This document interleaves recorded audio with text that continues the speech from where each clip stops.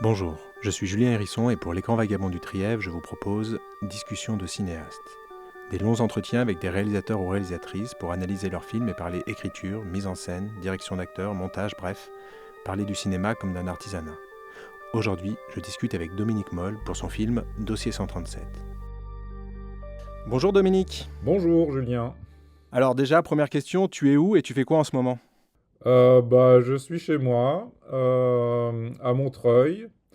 Et puis, en ce moment, je fais l'entretien avec toi. Et plus globalement, comme c'est l'après-Nouvel An, donc c'est un peu tranquille. Mais il y a 3 jours, je suis allé dans le Haut-Montreuil pour essayer de retrouver un décor du film Le Cercle Rouge de Jean-Pierre Melville. Parce que je viens de lire un livre qui est vraiment super de Bernard Stora, qui est réalisateur et ancien assistant réalisateur et qui avait été assistant sur Le Cercle Rouge. Et donc c'est un livre où il parle de la fabrication de ce film et de la personnalité assez complexe de Jean-Pierre Melville. Et du coup, ça m'a donné envie d'essayer de retrouver un décor, enfin, qui est la maison du receleur de bijoux. Et en fait, j'étais étonné parce que le décor n'a quasi pas bougé. Enfin, j'ai fait une photo pour le comparer avec le photogramme du film. Et la maison, enfin, elle est toujours là, pareil, près des murs à pêche, parce que c'est un endroit où il y avait les murs à pêche à Montreuil. Voilà, donc j'étais assez content de cette petite expédition avec laquelle j'ai clos l'année 2025. Ah ouais, t'es quand même très cinéphile, ce qui n'est pas toujours le cas de tous les réalisateurs, hein, mais Oh oui, bien sûr, oui. Enfin, moi je continue à me nourrir des films des autres, enfin que ce soit les films du patrimoine ou de films plus récents, enfin de l'actualité, quoi, oui. hmm. Bon, alors avant de parler de Dossier 137, on va jeter un œil dans le rétroviseur parce que c'est déjà ton 8e film et tu as une filmo qui est quand même assez conséquente. C'est une filmo qui bouge pas mal, qui explore, qui s'aventure, mais il y a toujours une forme de continuité d'un film à l'autre. Donc ton premier film en 93, c'est Intimité. Bon, il a été très peu vu. Moi-même, je ne l'ai jamais vu. Mais de ce que j'en ai lu, il y a déjà la thématique de la manipulation dans l'intimité. Oui, c'est ça, oui. Ensuite... D'ailleurs, enfin, si je peux me permettre, depuis Mhm. 2 semaines, il est disponible sur la plateforme de France Télévisions.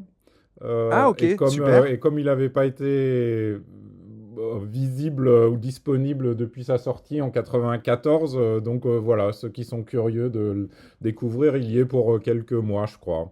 Voilà. Ah bah trop bien, bah, je vais le regarder quoi. Ensuite, en 2000, bah, tu as ton gros hit Harry, un ami qui vous veut du bien avec Sergi Lopez et Laurent Lucas. Donc là, tu es vraiment sur la thématique de l'étrange. Sélection à Cannes, pluie de récompenses, 2 millions de spectateurs. Tu deviens même le réalisateur de Harry. Et même le titre en lui-même, Harry, un ami qui vous veut du bien, ça devient presque une formule courante. Ensuite, en 2005, tu as Lemming. Donc là, tu continues un peu sur la thématique de l'étrange, de la manipulation, avec souvent des personnes qui s'incrustent dans la vie d'autres personnes. Et ici, dans ce récit-là, par-delà la mort, tu ajoutes donc une couche de surnaturel. C'est encore avec Laurent Lucas, mais dans ton casting, tu rajoutes Charlotte Gainsbourg et Charlotte Rampling, donc du lourd. Et là, de nouveau, c'est sélection à Cannes. Un demi-million de spectateurs quand même. Bon, c'est un succès un peu moindre que Harry, mais ça reste quand même conséquent. J'imagine qu'il y a énormément de réalisateurs qui voudraient avoir ce nombre de spectateurs sur leur film. Ensuite, en 2011, tu fais Le Moine, donc tu es toujours sur l'étrange, mais cette fois version un peu mystique et charnelle, dans un contexte historique et religieux particulier. C'est un film en costume avec Vincent Cassel. On retrouve Sergi Lopez, même s'il est vraiment dans un petit rôle.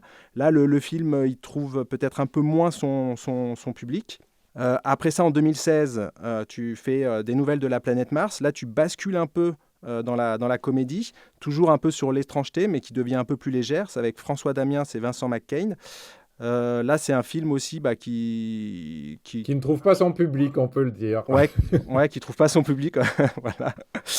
Et 2019, avec Seuls les bêtes, bah là, pour moi, c'est un peu le film de la transition, un peu le film du renouveau dans ta filmo. D'ailleurs, le film, il commence directement en Afrique. Tu explores, comme si tu explorais de nouveaux territoires dans ce récit éclaté. Donc, c'est avec Denis Ménochet, Laure Calamy, Damien Bonnard, Valéria Bruni-Tedeschi, Nadia Tereskiewicz. Donc, il y a un casting vraiment conséquent. Et il y a Bastien Bouillon en gendarme. Bastien Bouillon que tu retrouves en 2022 pour le fameux La Nuit du 12. Donc Bastien Bouillon, il joue un enquêteur avec Bouli Lanner. C'est une enquête policière sur un féminicide. Là, tu retrouves de nouveau le succès, à la fois critique et public, avec un demi-million de spectateurs, une demi-douzaine de Césars. Et tu quittes quelque part ton statut de réalisateur de Harry pour devenir celui de La Nuit du 12. Et du coup, voilà, tu nous reviens avec ce récit policier, Dossier 137. Cette fois, c'est un récit de police dans la police, mais on y reviendra plus tard. En tout cas, pour moi, tu confirmes vraiment une sorte de renouveau. Et de nouveau, tu as une sélection à Cannes. De nouveau, c'est un bon accueil de la presse et des spectateurs. Avec le temps, toi, comment tu abordes un nouveau projet ? On dit souvent que chaque film est un prototype, mais dans la manière de les fabriquer, avec ton expérience, est-ce que tu as une forme de process ? Alors ça dépend parce que donc il y a certains de ces films qui sont des scénarios originaux comme Harry, comme Lemming, comme Des Nouvelles de la planète Mars et Dossier 137 et les autres qui sont des adaptations. Donc le point de départ peut donc être soit la lecture d'un roman ou dans le cas de La Nuit du 12, c'est un ouvrage documentaire plutôt que fictionnel. Et sinon, quand c'est un scénario original, ça peut partir d'une idée, d'une situation, d'une idée de personnage. Et après, le process, c'est que, comme il y a mon complice et camarade Gilles Marchand, qui est également réalisateur et avec qui on travaille depuis maintenant 40 ans, parce qu'on s'est rencontrés à l'IDEC, à l'école de cinéma, et que on a écrit la plupart des scénarios de mes films ensemble, sauf le Moine, et aussi les scénarios de ses films à lui. Donc le process, c'est que je fais part à Gilles d'une envie, d'un début d'histoire, ou si c'est une adaptation, je lui demande de lire l'ouvrage, et puis après on commence à en discuter, à en parler. Puis parfois, finalement, en parlant, je me rends compte que l'envie n'est pas suffisamment forte. Donc ce qui est important, c'est de tester justement cette envie, cette force de voir cette histoire ou ces personnages prendre forme et d'y consacrer des mois et des années même de travail pour que ça devienne un film. Et puis après, il y a aussi le fait d'en parler aux producteurs ou depuis Seules les bêtes des productrices, puisque c'est les productrices de Haut et Court, pour voir aussi comment elles réagissent, si ça ça leur parle suffisamment aussi pour financer le processus d'écriture. Et puis après, c'est le travail avec Gilles qui s'étale sur plusieurs mois pour en arriver à un scénario. Justement, donc tu parles de Gilles Marchand, vous formez une sorte de couple d'écriture assez inédit dans le cinéma français. Est-ce que quand vous écrivez pour un film à lui, vous avez un peu tous les deux le même statut que lorsque vous écrivez tous les deux pour un film à toi, ou il y a quand même un rôle d'initiateur d'un côté et de l'autre d'assistanat de l'autre ? Il y a toujours un initiateur. Quand on sait dès le départ si ça va être un film de Gilles ou un film de moi. C'est celui qui a cette première envie, qui peut venir d'une lecture ou d'une idée. Et à partir de là, l'autre se met d'une certaine façon au service de celui qui a eu l'idée. Et après, il n'y a pas de hiérarchie proprement dite. On est à part égale. Et puis, l'avantage aussi, c'est que comme on est tous les deux réalisateurs, on pense aussi à la mise en scène, à des situations qui justement nous semblent intéressantes d'un point de vue de mise en scène. Mais souvent aussi, à la fin de l'écriture, on ne sait plus qui a apporté quoi. C'est vraiment un travail en commun, où on met les idées en commun, où on rebondit sur les idées de l'autre, en sachant que c'est évidemment celui qui va réaliser le film qui a le dernier mot. Évidemment. Alors tout à l'heure, je parlais de films de transition avec Seules les bêtes, et d'ailleurs tu en as parlé, ça coïncide également avec un changement de société de production qui te suit. Tu passes de Diaphana, qui t'avait suivi sur Harry, Lemming, Le Moine et Des Nouvelles de la planète Mars, pour Haut et Court, pour tes suivants jusqu'à Dossier 137. Donc, est-ce que ça a une incidence sur les sujets que tu prenais, et notamment un tournant bien plus politique, et ça remonte même selon moi avant La Nuit du 12, mais à Seules les bêtes, où tu traites par exemple des rapports nord-sud, comme si tu quittais les problématiques individuelles de tes premiers films vers quelque chose de plus global qui justement dépasse les individus.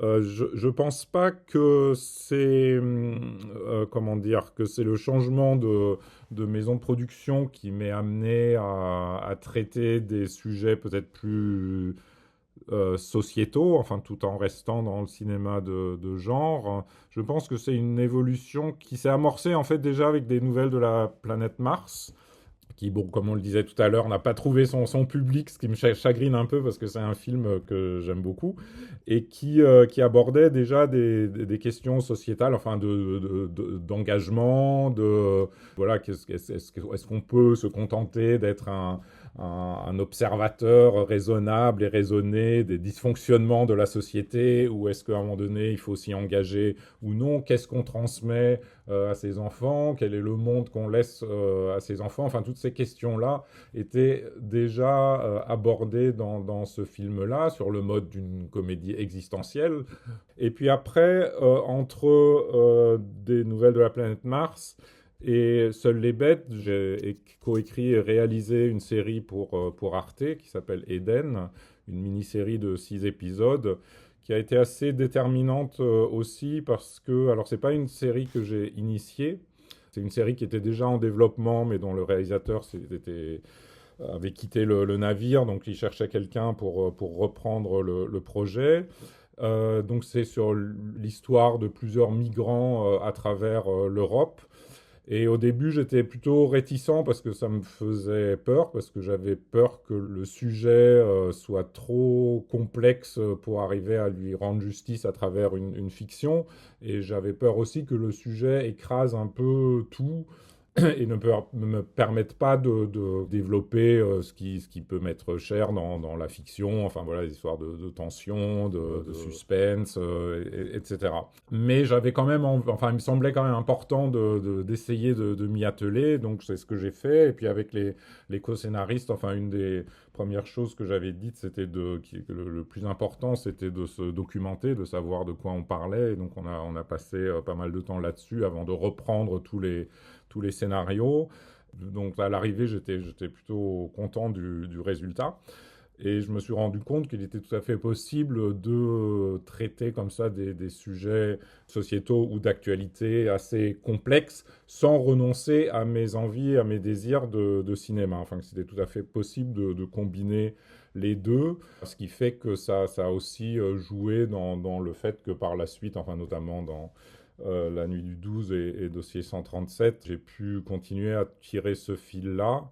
Et justement, quand on est dans des films qui sont plus à sujet, comme les Dossiers 137, mais l'été aussi La Nuit du 12, est-ce que c'est ces sujets précisément qui sont tes points de départ, ou c'est davantage tes personnages et ce qu'ils traversent, leurs émotions, etc. Enfin, ce qui me semble important quand même de dire, c'est que, enfin, que ça soit pour La Nuit du 12 ou Dossier 137, c'est pas partie du sujet. Enfin, je me suis pas dit, je veux faire un film sur la violence des hommes faite aux femmes, ou sur les féminicides, ou sur ce qui cloche entre les hommes et les femmes. Mais c'était c'était d'abord l'envie de raconter, voilà, une enquête policière où un enquêteur n'arrive pas à résoudre une affaire, et de voir comment il gère ça. Donc l'envie venait d'abord du personnage. Et puis pour Dossier 137, c'est pareil, c'était pas pour parler du sujet des violences policières, mais de voir, voilà, comment est-ce que travaille une enquêtrice au sein de la police des polices, et comment est-ce qu'elle gère les difficultés, les contradictions de son métier. Et les sujets, en fait, s'y glissent par la suite, enfin, de façon assez naturelle. Mais je pense que c'est dangereux de partir d'un sujet, de dire je veux traiter tel sujet, plutôt que de se dire voilà, je vais d'abord essayer de raconter une histoire et de créer tel ou tel personnage. Hmm. Ouais, c'est très intéressant ce que tu dis, parce qu'en effet, c'est vrai que très souvent, les sujets, ils écrasent un peu la fiction et les ressorts de narration. Une autre chose, des fois, qui peut aussi écraser un récit, bah, c'est quand c'est le film d'après, parce que la particularité du Dossier 137, c'est celui qui suit la Nuit du 12. Et toi, tu as déjà connu ça, un film qui suit un gros succès, avec du coup une forte attente. C'était déjà le cas donc pour Lemming qui avait suivi Harry. Est-ce que en termes d'écriture, de production, ça change quelque chose? Euh, alors dans le cas de Harry, je sais que enfin, l'énorme succès du film a pu avoir quelque chose d'un peu inhibant ou paralysant, enfin dans le sens où je me disais oulala, là, il faut faire au moins aussi bien, sinon mieux, enfin ce qui est pas une bonne façon d'aborder les choses. Et c'est pas pour rien que aussi il y a eu 5 ans entre Harry et Lemming. Donc ça peut effectivement être un peu compliqué à gérer. Là, dans le cas de la nuit du 12 et par la suite dossier 137, j'ai pas ressenti ça. Enfin, peut-être aussi parce que, bon, avec l'âge et la maturité, on prend les choses différemment. D'ailleurs, enfin, j'ai pas encore, avec Gilles, on a d'abord exploré d'autres pistes avant de m'intéresser à la police des polices. Donc, ça n'a pas été immédiat, mais une fois qu'on était lancé là-dessus, ça m'a enfin voilà, je pensais plus à la nuit du 12, quoi. On était entièrement concentré sur le dossier 137 où les questions que soulevait le film, enfin y compris dans sa construction narrative, étaient autres que la nuit du 12. Hmm. Alors dans la dernière partie de la nuit du 12, après une ellipse conséquente, c'est des femmes qui relançaient l'enquête. Il y avait la juge et il y avait la jeune flic. En même temps qu'elles féminisaient et modernisaient les institutions tout autant que le récit. Pour toi, c'était évident pour parler de la police d'aujourd'hui, et donc notamment de la police des polices, de poursuivre ce sillon avec une enquêtrice. D'ailleurs, c'est la première fois, je crois, que ton personnage principal est une femme. Alors, sauf dans Intimité, donc mon tout premier film. Ah, ah bah c'est pour ça, je ne l'ai pas vu. Voilà, mais c'est vrai que depuis, les personnages principaux étaient effectivement des hommes. Alors il se trouve que pour Dossier 137, ça correspond aussi à une réalité. Enfin, autant pour la nuit du 12, quand j'avais fait une immersion à la PJ de Grenoble, c'était vraiment très très masculin, c'est-à-dire que sur 25 enquêteurs de la PJ, il y avait une femme. Donc ça correspondait aussi à une réalité. Et puis du coup, ça nous intéressait aussi avec Gilles, que ça soit justement essentiellement des hommes qui enquêtent sur un crime qui parle des violences que les hommes font aux femmes, de voir ce qu'il y avait de contradictoire ou non là-dedans. Pour Dossier 137, où j'ai aussi pu faire une immersion, ce coup-ci au sein de l'IGPN pendant quelques jours, il se trouve que la proportion de femmes est beaucoup plus élevée. Et aussi les interlocutrices que j'ai eues, enfin les enquêtrices avec qui j'ai le plus échangé et avec qui je suis resté aussi en contact pendant l'écriture du film, étaient des femmes. Donc ça me semblait assez naturel d'une part que ça soit une femme. Et après, d'un point de vue dramaturgique, évidemment, je trouvais que ça rajoutait de la tension d'imaginer une enquêtrice femme face à des policiers mis en cause qui sont quand même en grande majorité des hommes qui mettent en avant une certaine virilité ou un certain virilisme et que voilà, de voir cette femme qui doit se confronter à ça m'intéressait d'un point de vue dramaturgique. D'ailleurs, au cœur de tous tes récits, il y a toujours eu souvent un acte violent qui est déclencheur ou qui fait évoluer le récit. Même dans ta comédie des nouvelles de la planète Mars, il y avait quand même une oreille qui était tranchée après un jet de hachoir. Tout à fait. Donc l'acte violent, c'est un motif récurrent dans ton écriture, qui devient, en fait, qui se transforme, qui se mute en violence des hommes plus récemment. D'ailleurs, dans une scène domestique de Dossier 137, la mère de l'enquêtrice dit au père « T'es violent, Gérard, c'est tout ». Parce que le père tue des rats aux pieds dans son jardin. Évidemment, ça prête à sourire, vu la situation, mais on ne peut s'empêcher de penser en sous-texte à la violence des hommes en général, qui est presque culturelle. Comment le propos, qui n'était pas donc ton point de départ dans la nuit du 12, il a influé sur l'écriture de Dossier 137 peut-être? Enfin, pour moi, chaque écriture est vraiment un processus à part. Donc, mais évidemment, en tant que personne, on ne cesse d'évoluer et de s'enrichir aussi de ce qu'on de ce qu'on vit, de ce qu'on observe, de ce qu'on lit, de ce qu'on voit. Après, enfin évidemment, le dossier 137, ça passe par aussi de violence et de violence qui vient des hommes, mais en fait, c'est un fait que 95%, enfin je sais pas exactement quels sont les pourcentages, mais des violences commises dans ce monde sont le fait d'hommes, donc c'est pas quelque chose que j'invente non plus, mais de questionner cette violence et de questionner l'origine de cette violence et comment est-ce qu'on peut en arriver là. Ça, c'est quelque chose qui m'intéresse et qui m'intéressait dans Dossier 137. Enfin, c'est-à-dire de ne pas juste dire, voilà, il y a des individus qui sont dans la police et qui ont un problème avec la violence, même si bien sûr ça existe. Mais quelles sont les situations, quelle est la rhétorique du pouvoir politique, de la hiérarchie policière, etc., qui peut favoriser ces violences-là et conduire aussi au fait qu'elles soient rarement sanctionnées. Alors, c'est une parfaite transition, parce que maintenant, concentrons-nous un peu plus sur Dossier 137. Ton film, il remet en lumière un mouvement populaire longtemps resté incompris, parce que très atypique par sa forme, ses revendications et les gens qui en furent les acteurs. D'ailleurs, 7 ans après, la fiction s'est très peu emparée de ce mouvement de 2018. Très récemment, il y a eu Les Braises de Thomas Kruithoff avec Virginie Efira et Harriet Wartelter. Mais sinon, moi, je vois pas grand-chose d'autre, en tout cas dans Dans la la fiction fiction, ouais, pure. ouais. Comment, Comment t'expliques, toi, cela, alors que c'est un mouvement qui a marqué les esprits et c'est même presque quelque chose qui était assez visuel, donc possiblement cinématographique?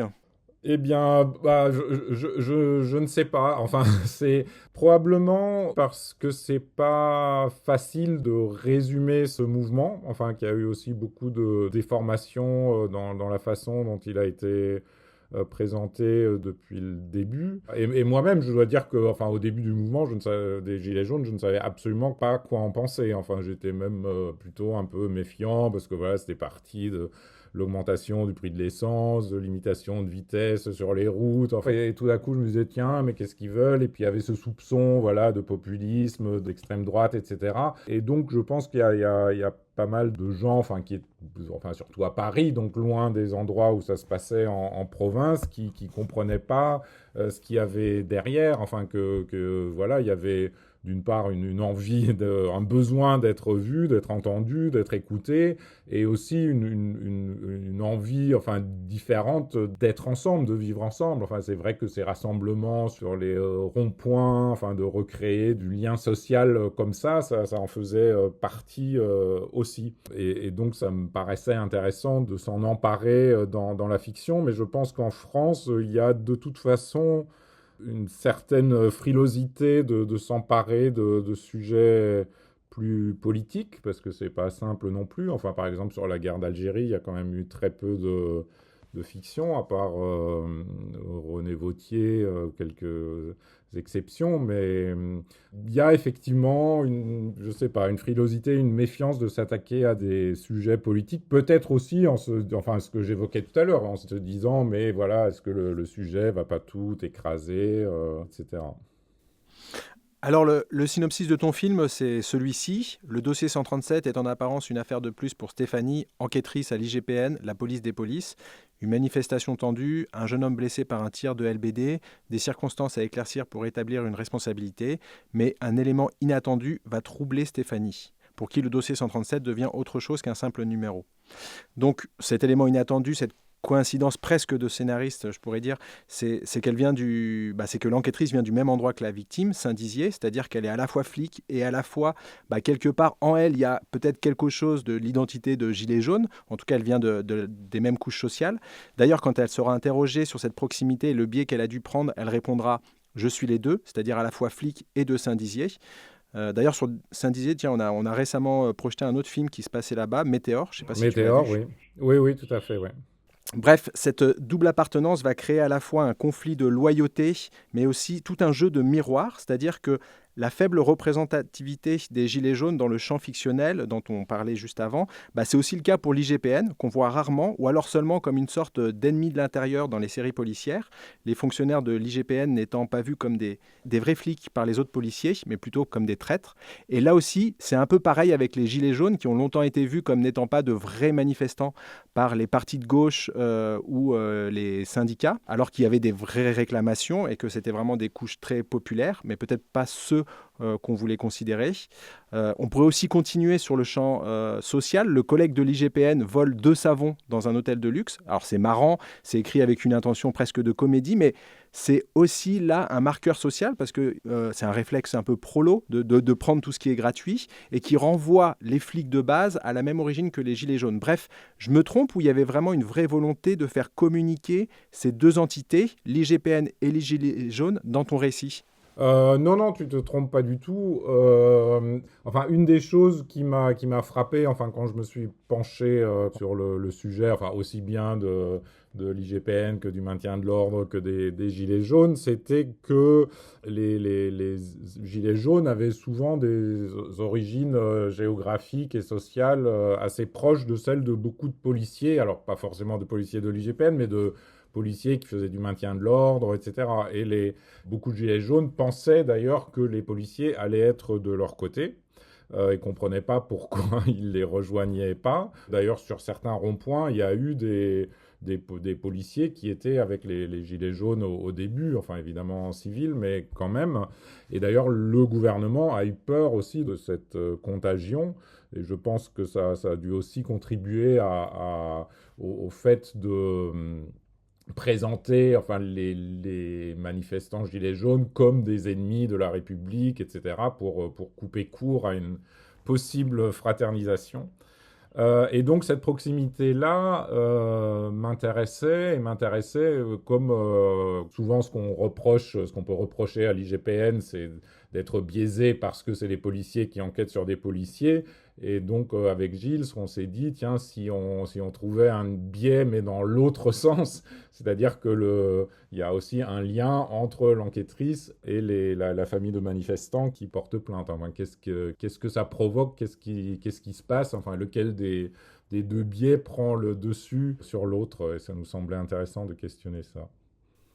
Alors passons du côté de la police. Tu essayes de maintenir une forme d'équilibre pendant une grande partie du film. Certes, on comprend rapidement que les policiers ont quelque chose à se rapprocher.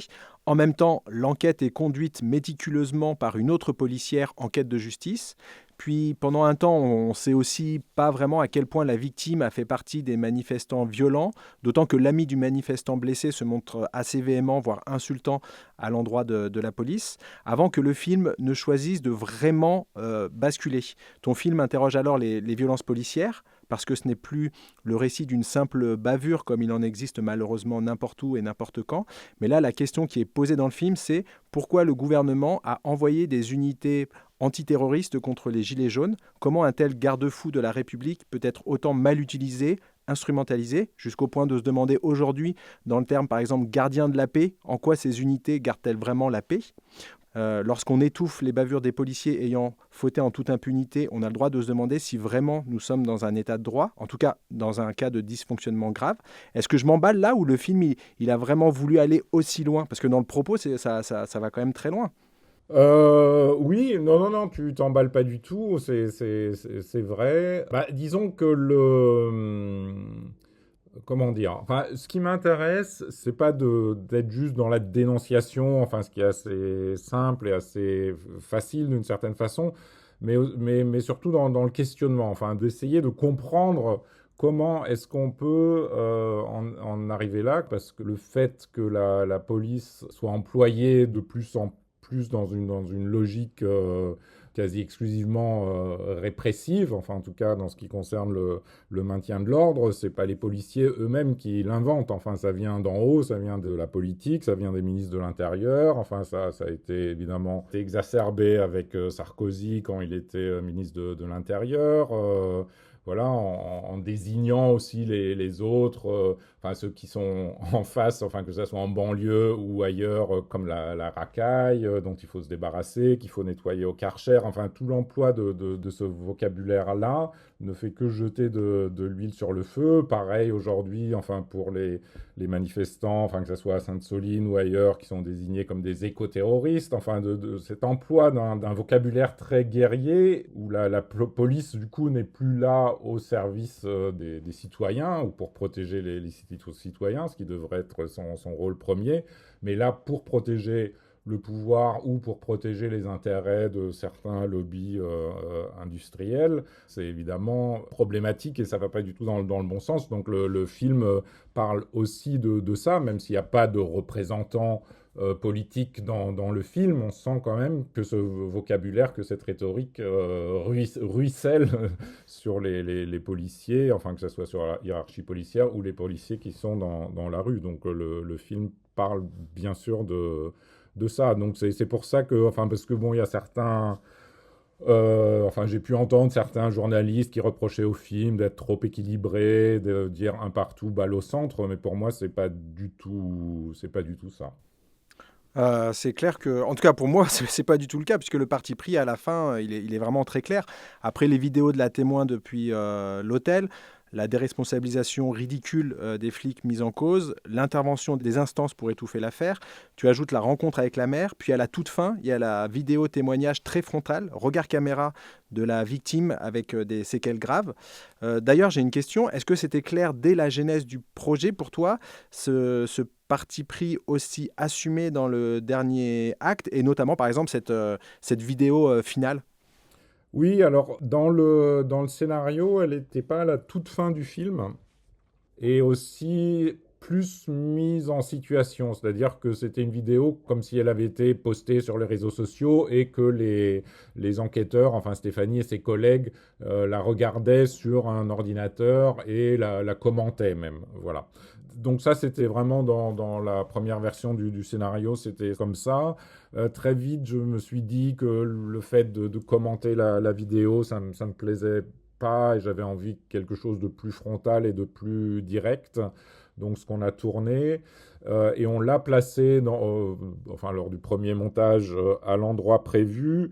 Et cette projection de travail, on s'est tout de suite rendu compte que c'était pas la bonne place et que la bonne place était vraiment à la toute fin du film et qu'il fallait terminer le film là-dessus, d'autant plus que le personnage de Guillaume Girard, donc le jeune homme blessé par un tir de LBD, était en off et en hors champ tout le long du film. Enfin, on l'aperçoit que à travers des vidéos et qu'il était important de rappeler que même si Stéphanie Bertrand faisait un métier compliqué et difficile, c'était pas elle la victime. C'est une des choses aussi qui m'a frappé dans beaucoup de témoignages que j'ai pu lire de manifestants blessés, c'était après la violence physique qu'ils ont subie, la deuxième violence de ne jamais être considérés comme des victimes.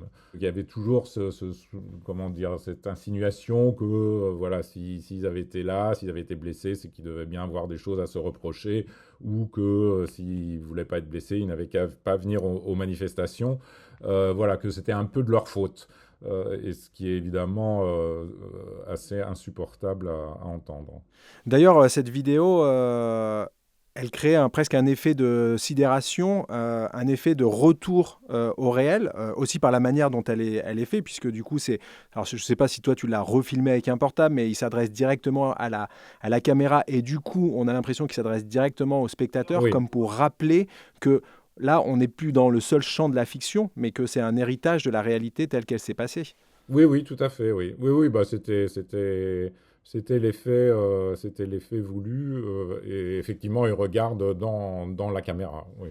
Ce qui m'a marqué également, c'est de voir des flics mis en garde à vue pour violence, et lorsqu'ils sont interrogés par d'autres flics, ils se conduisent un peu comme des petits voyous qui nient l'évidence. Ainsi, quand ils sont confrontés à l'image de leur acte qu'ils sont invités à commenter, chacun refuse d'y voir ce qu'elle montre, pourtant de manière assez claire. D'ailleurs, le ridicule et l'absurde de leur défense en devient involontairement comique, en tout cas pour eux, pour leur personnage. On y reviendra plus tard. Mais c'est comme si la déresponsabilisation, c'était une culture commune à tous. Toujours la faute de l'autre, personne qui ne prend ses responsabilités, et tout point de vue différent est vu comme un point de vue hostile. Dès lors, le film, il pose également la question, il en pose beaucoup, mais il finit par poser cette question: comment fait-on société quand personne n'assume et se déresponsabilise systématiquement sur l'autre? Bah oui, tout à fait. Cette question, comment on fait société, est évidemment au cœur du film. Comment est-ce qu'on vit ensemble? Enfin, Stéphanie le dit à un moment donné face à sa supérieure.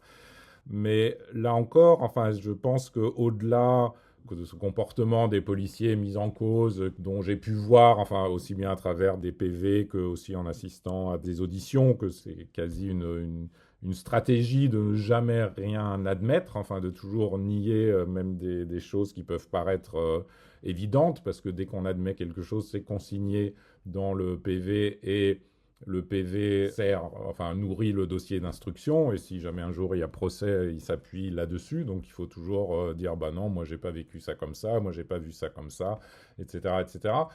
Mais au-delà de ces responsabilités et de ces négations individuelles, c'est encore une fois, le problème pour moi, il réside auprès du pouvoir politique qui est incapable de prononcer le nom violence policière, ou alors seulement pour dire que ça n'existe pas. Enfin voilà, on a vu avec Emmanuel Macron qui pourtant pendant la campagne, sa première campagne présidentielle, a dit clairement que voilà, il y avait des violences policières, que c'était inacceptable, etc. Mais une fois qu'il était élu, il a vite changé de discours et on est même venu, enfin lors de rencontres avec des citoyens, enfin, lorsqu'une dame l'interpellait sur les violences policières, il lui a dit, Madame, il est inacceptable de parler de violences policières dans un état de droit. Enfin, ce qui est quand même assez lunaire comme déclaration. Alors que non, enfin, le fait de nier le fait qu'il y a des policiers qui ont un comportement violent et qui est hors cadre et en dehors de toute déontologie, on devrait pouvoir le dire, on devrait pouvoir nommer les choses, et c'est pas parce qu'on dit il y a des violences policières, il y a des policiers qui commettent des violences et qui ont un comportement inacceptable, c'est pas pour autant qu'on jette l'opprobre sur toute la police. Au contraire, ça rendrait service à ceux et celles qui essayent de bien faire leur métier, et ça, il y en a, j'en ai rencontré beaucoup, mais qui sont presque désavoués par cette négation du dysfonctionnement de leurs collègues. Et donc cette incapacité de nommer les choses vient d'abord du pouvoir politique, et à partir de là, évidemment, les policiers mis en cause vont se sentir légitimes dans le fait de nier aussi le fait qu'ils aient pu commettre des violences.